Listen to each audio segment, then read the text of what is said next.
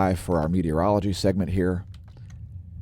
And we're starting things out on a different note here. So here at the Smash News Network, Least Busted Name in News, we show various facts when we find them interesting. Now, we saw some interesting weather patterns yesterday, and I attribute them to hot water. And what we're looking at here is sea surface temperature anomaly. So we've got quite a mixture of hot water here, hot and cold water in the North Atlantic.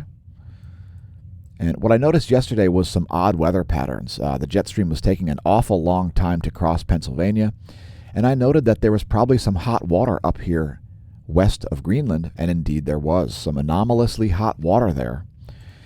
Sort of changed the jet stream a little bit. It caused some rapid evaporation, which caused a low pressure, which shifted the jet stream northerly a little bit there. Anyway, here is the full globe view of sea surface temperature anomalies. Very cold water in the South Pacific, first of all, as well as the North Pacific. And we'll just rotate this to show you the rest of the oceans here. Here's the Southern Ocean.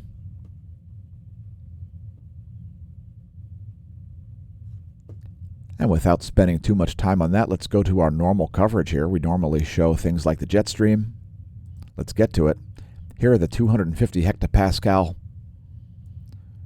pressure winds of the Western world. There you go.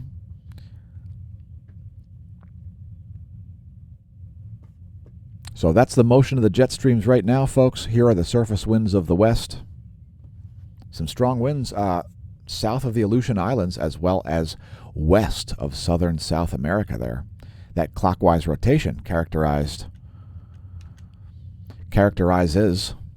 a low-pressure system.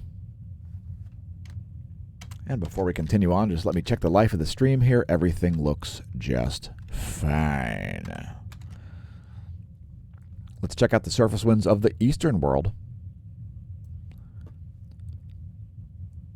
There they are. And here are the jet streams of the east. And the jet streams are the most comprehensive snapshot global view of weather. If you wanted to just look at one data set, folks, the 250 hectopascal winds on a planetary scale would probably be the most definitive global weather forecasting tool you could have. Again, we use the 250 hectopascal winds here at nullschool.net. Continuing on to check out the NASA GOES lightning mapper. Some heavy lightning here in the Gulf. So if you're out shrimping with Forrest Gump right now, you may see some extreme lightning. Take some time-lapse photography of it, or maybe a video. You may film something you weren't expecting. Southern Florida also seeing some significant lightning there, as well as a bit in Iowa.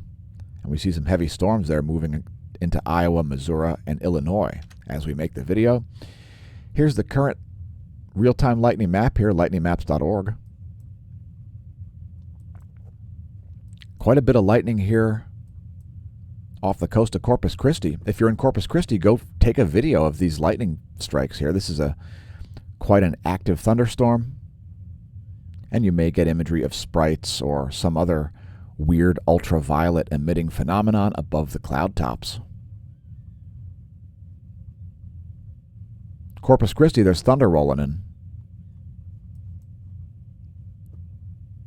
Corpus Christi Bay seeing some lightning strikes. And surprisingly, no lightning here associated with those storms in Iowa, Missouri, and Illinois. Pretty low levels of lightning here right now on a global scale, although an uptick happening, it looks like, as we make the video. If you believe lightning doesn't strike twice, you are in danger. Lightning regularly strikes the same location twice. That is a normal thing. Next, looking at pressure cells, I would note the entire South Geographic Polar region characterized by low pressure, as the entire bottom of my screen is currently blue. Powerful low pressure here also in north-central Canada. You can see that clockwise, counterclockwise rotation, as well as this one here south of Alaska. We'll advance this into the Euro forecast. There's the European forecast for pressure at 1 o'clock p.m. daylight time tomorrow. Looks like we can expect clear skies for the entire east coast of the U.S., as it'll be surrounded by high pressure. Next, the U.S. Doppler radar map, and I think those storms have weakened here in Iowa and Illinois. I think Missouri is going to be missed by all of that precipitation. Here's what's going on in the cloud layer. It's too dark to see the clouds, so we use the NASA GOES Interactive Weather Satellite Suite 3.9 nanometer radiation map. As clouds emit radiation, and so does water vapor, this is the 6.19 nanometer water vapor map. The most definitive thing besides the Doppler radar to forecast your weather, I would say. Anyway, here's the recap. There's the Doppler radar.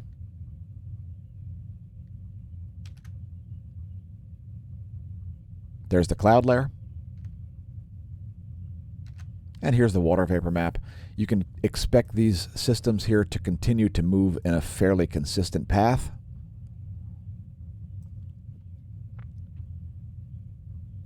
As there is a significant high pressure flow right here. This is your high pressure zone.